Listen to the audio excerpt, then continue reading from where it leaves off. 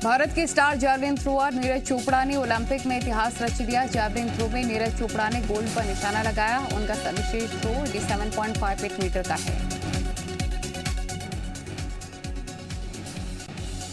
Javelin throw में देश के लिए ओलंपिक में गोल्ड मेडल जीतने वाले नीरज चोपड़ा ने प्रेस कॉन्फ्रेंस में खुशी का इजहार किया। जीत के बाद नीरज चोपड़ा ने अपना मेडल मिल्खा सिंह को समर्पित किया। जैवलिन थ्रो में गोल्ड जीतने पर नीरज चोपड़ा को पीएम मोदी ने ट्वीट करके बधाई दी। उन्होंने कहा कि टोक्यो ओलंपिक में भारत ने इतिहास रच दिया। नीरज चोपड़ा ने आज जो किया है वो हमेशा याद रखा जाएगा। धैर्य और जुनून के साथ नीरज चोपड़ा खेले। गोल्ड जीतने पर उन्हें बधाई। टोक्यो ओलंपिक में गोल्ड जीतने पर नीरज चोपड़ा को एमपी के सीएम शिवराज सिंह चौहान ने भी बधाई दी। सीएम ने कहा कि आपने अपने पहले ओलंपिक में ही देश के लिए जो किया है उसके लिए शब्द नहीं। गोल्ड जीतने के लिए बधाई।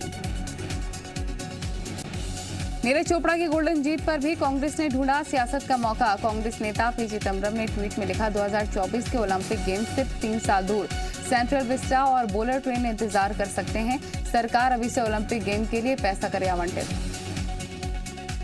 टोक्यो ओलंपिक में कुश्ती में बजरंग पुनिया ने जीता ब्रॉन्ज मेडल। पीएम मोदी ने बधाई दी। हरियाणा सरकार 2.5 करोड़ रुपए देगी। टोक्यो ओलंपिक में भारत ने जीते 7 मेडल।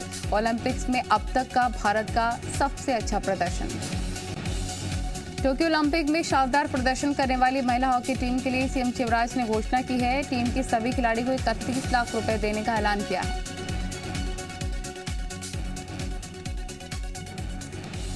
सीएम भूपेश बघेल आज रेडियो के जरिए प्रदेश की जनता से संवाद करेंगे। आकाशवाणी पर आज सीएम भूपेश बघेल के लोकवाणी कार्यक्रम की 20वीं कड़ी का प्रसारण होगा। आज मुख्यमंत्री आदिवासी अंचलों की अपेक्षाएं और विकास विषय पर जनता के साथ चर्चा करेंगे। मुख्यमंत्री लोगों के लिए चलाई जा रही सरकारी योजनाओं और कार्यक्रमों की जानकारी दे सकते हैं। इसके साथ ही प्रदेश के विकास के लिए सरकार की ओर से उठाए गए कदमों के बारे में भी बात कर सकते हैं। रायपुर में आज मनाया जाएगा हरेली त्योहार। सीएम हाउस में होगा कार्यक्रम का आयोजन। मुख्यमंत्री करेंगे गोधन की पूजा। प्रदेश के गोठानों में कांग्रेस कार्यकर्ता बनाएंगे उत्सव। जांजगीर चांपा जिले के रहने वाले 40 बंधक मजदूरों को जम्मू कश्मीर में मुक्त कराया गया है। मजदूरों के बंधक होने की सूचना कलेक्टर को वीडियो मैसेज के जरिए मिली थी, जिसके बाद कलेक्टर जितेंद्र कुमार शुक्ला ने श्रम पदाधिकारी को मजदूरों को मुक्त कराने के लिए कार्रवाई करने के निर्देश दिए और जम्मू कश्मीर के अधिकारियों को मामले के बारे में बताकर अनंतनाग में बंधक बनाए गए 40 मजदूरों को छुड़ा लिया गया है। बिलासपुर के भोजपुरी टूल प्लाजा पर उस वक्त बड़ा हादसा हो गया जब एक्सीडेंट के बाद 5 ट्रकों में भीषण आग लग गई। आग की लपटों को देखकर लोग सहम गए और नेशनल हाईवे पर आवाजाही बंद हो गई। जानकारी के मुताबिक रायपुर की तरफ से आ रही तेज रफ्तार ट्रक ने टोल प्लाजा पर खड़ी ट्रकों को टक्कर मार दी, जिसके बाद ट्रकों में आग लग गई और देखते ही देखते आग ने विकराल रूप ले लिया।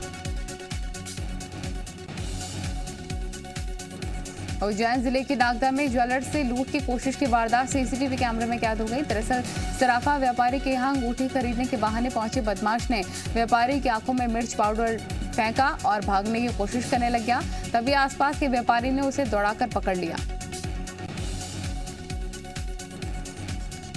वहीं पुलिस ने इस मिर्ची लूट गैंग का खुलासा करते हुए बताया है कि साहिल शाह नाम का बदमाश पहले गूगल पर ज्वेलर्स को सर्च करते और फिर कॉल करके पता कर लेते कि उनके पास क्या क्या ज्वेलरी है। उसके बाद एक बदमाश ग्राहक बनकर दुकान के अंदर घुसता और 2 बदमाश उसका बाहर इंतजार करते। अंगूठी हाथ में माप के बहाने पहनकर फरार हो जाते। मध्य प्रदेश में बारिश को लेकर फिर से अलर्ट जारी कर दिया गया है। लगातार हो रही बारिश नदियों का जलस्तर बढ़ा रही है। सिंध, चंबल और कोनो नदी खतरे के निशान से ऊपर बह रही है। मध्य प्रदेश में बारिश और बाढ़ ने तबाही मचा रखी है। बाढ़ से लोगों का बुरा हाल है, लेकिन आफत का यह दौर अभी थमने वाला नहीं।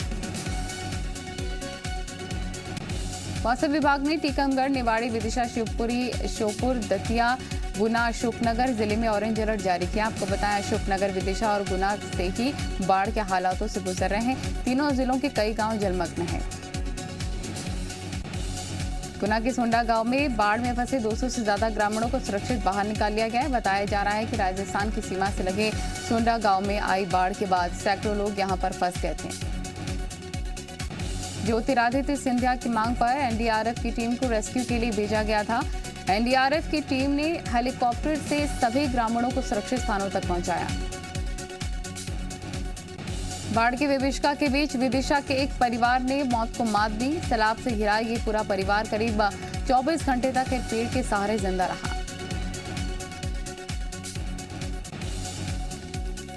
सिरोंज के रिनिया गांव में गौरव का परिवार पानी के बीच में फंस गया था। देखते ही देखते पानी करीब 15 फीट तक बढ़ गया। ऐसे में गौरव का घर और खेत पूरी तरीके से डूब गए। इस बीच गौरव अपने पूरे परिवार के 6 सदस्यों के साथ एक पेड़ पर चढ़ गए, जहां वो करीब 24 घंटे तक फंसे रहे। सीएम शिवराज सिंह ने बाढ़ प्रभावित इलाकों के लिए बनी टास्क फोर्स की मीटिंग ली और इस दौरान उन्होंने प्रभावित इलाकों में युद्ध स्तर पर काम करने के निर्देश दिए। उन्होंने कहा कि बाढ़ प्रभावित क्षेत्रों में मलबा हटाने का काम और कीटनाशक दवा का छिड़काव युद्ध स्तर पर शुरू किया जाए। स्वास्थ्य विभाग की क्विक रिस्पांस टीम सभी जिलों में काम कर रही है। जिलों में कंट्रोल रूम स्थापित किए गए हैं और दवाइयों की उपलब्धता भी सभी जिलों में है। गुना जिले के भमोरी गांव में बाढ़ में फंसे लगभग 150 लोगों को एयरलिफ्ट कर राजस्थान के चबड़ा गांव में रुकवाया गया। सीएम शिवराज सिंह चौहान ने खुद वीडियो कॉल कर ग्रामीणों से बात की और उन्हें भरोसा दिया सभी के लिए समुचित इंतजाम किए जा रहे हैं। मध्य प्रदेश में विधानसभा के मानसून सत्र को लेकर आज सर्वदलीय बैठक बुलाई गई है। मानसून सत्र को लेकर सभी दलों के नेता से विधानसभा अध्यक्ष गिरीश गौतम चर्चा करेंगे। कोरोना के बीच आयोजित की जा रही इस सत्र को लेकर नेताओं के साथ इस चर्चा को अहम माना जा रहा है। मध्य प्रदेश विधानसभा में असंसदीय शब्दों के इस्तेमाल को रोकने के लिए पहल की गई है। विधानसभा कार्यालय ने ऐसे करीब 1500 शब्दों को एक किताब में संकलित किया जो शब्द सदन की मर्यादा के अनुरूप नहीं होते। इस किताब का विमोचन खुद सीएम शिवराज करेंगे और बाद में किताब विधानसभा के सभी सदस्यों को दी जाएगी ताकि सभी विधायकों को ऐसे शब्दों की जानकारी हो और किसी भी हाल में सदन में ऐसे शब्दों के इस्तेमाल से बचें। कांतिलाल भूरिया ने बीजेपी पर निशाना साधते हुए कहा कि बीजेपी सरकार आदिवासी विरोधी सरकार है। दरअसल मध्य प्रदेश में कमलनाथ सरकार की तरफ से आदिवासी दिवस के मौके पर अवकाश घोषित किया गया था, जिसे अब बीजेपी सरकार ने रद्द करते हुए ऐच्छिक अवकाश में बदल दिया है। 9 अगस्त को विश्व आदिवासी दिवस। ऐसे में मंडला में सरकारी छुट्टी न किए जाने को लेकर आदिवासी समाज लामबंद हो गए।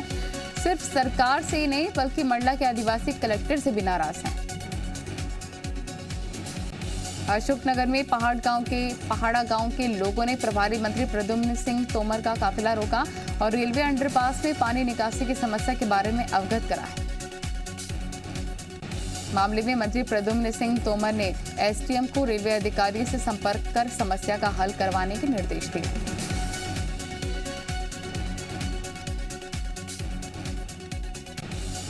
प्रभारी मंत्री प्रद्युम्न सिंह तीसरी बार अशोकनगर के दौरे पर पहुंचे। इस दौरान उन्होंने अपने पुराने अंदाज में अधिकारियों को माला पहनाकर सही से काम करने की हिदायत दी।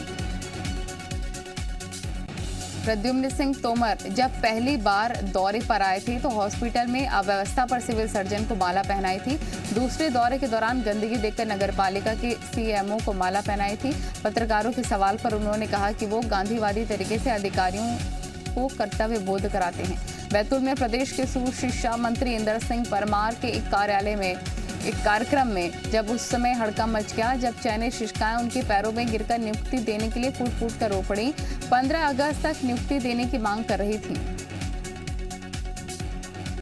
शिवपुरी में बारिश के बीच अब लोगों में मगरमच्छ को लेकर दहशत। आए दिन मगरमच्छ निकलने से लोग सहमे हुए।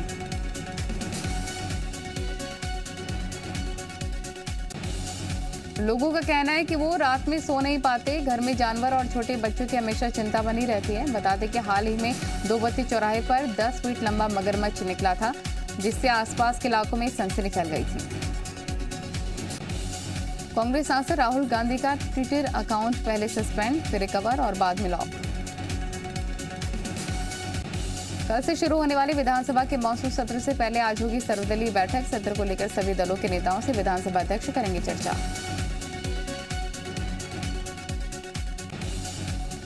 राजधानी भोपाल में एक पुलिसकर्मी पर रेप और ब्लैकमेल करने का आरोप लगा है। आरोपी कांस्टेबल शाहजहानाबाद थाने में पदस्थ है। महिला की शिकायत पर आरोपी कांस्टेबल के खिलाफ दुष्कर्म समेत कई धाराओं के तहत मुकदमा दर्ज। पुलिस के मुताबिक कांस्टेबल ने महिला के साथ दुष्कर्म किया, उसका वीडियो भी रिकॉर्ड किया, जिसके बाद वो महिला को ब्लैकमेल कर 2 साल तक उसका शोषण करता रहा। पुलिस ने पुलिसकर्मियों की महिला दोस्त को भी आरोपी बनाया है और कांस्टेबल की तलाश में जुट गई है।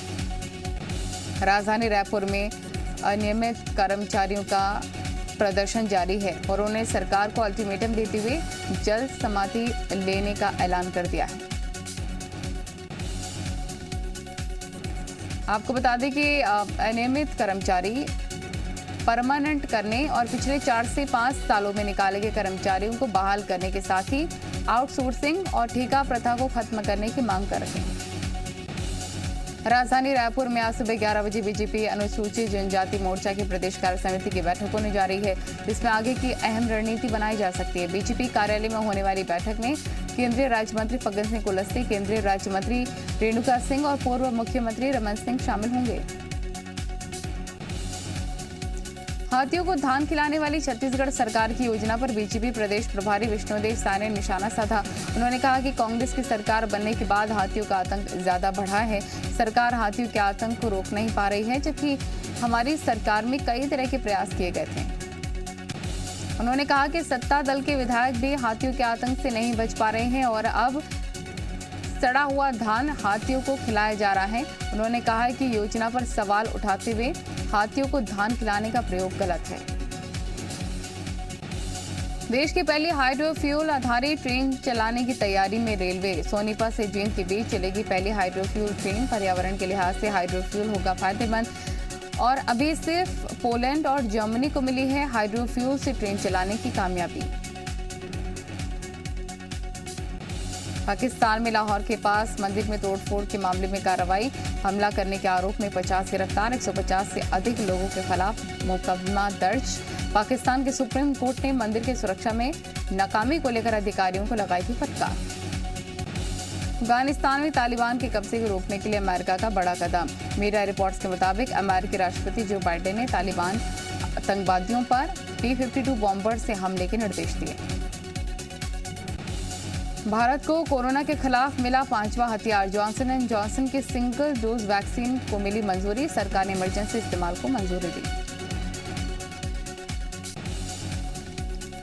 तुर्की में आग का कहर लगातार जारी है। आग की वजह से कई गांव तबाह हो गए।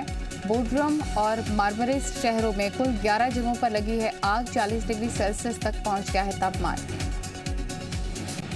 थाईलैंड की राजधानी बैंकॉक में सरकार के खिलाफ उग्र प्रदर्शन। प्रधानमंत्री का मांगा इस्तीफा। कोरोना काल में लापरवाही का आरोप। ऑस्ट्रेलिया में लगातार बढ़ रही है कोरोना मरीजों की संख्या। न्यू साउथ वेल्स, विक्टोरिया और क्वींसलैंड में डेल्टा वेरिएंट के सबसे ज्यादा मरीज। 3 महीने में बिटकॉइन की कीमत 18 लाख रुपए गिरी। उतार चढ़ाव होने से डिजिटल करेंसी के खत्म होने का खतरा बढ़ा। 14 लाख करोड़ रुपए का हो सकता है नुकसान।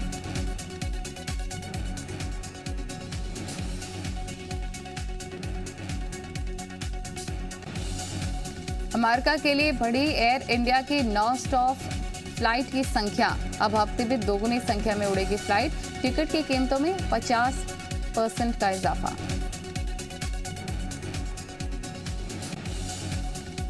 आदित्य बिरला सन लाइफ एएमसी जल्द लाएगी आईपीओ। मार्केट रेगुलेटर सेबी ने दी है मंजूरी। 2000 रुपए का ही हो सकता है आईपीओ साइज।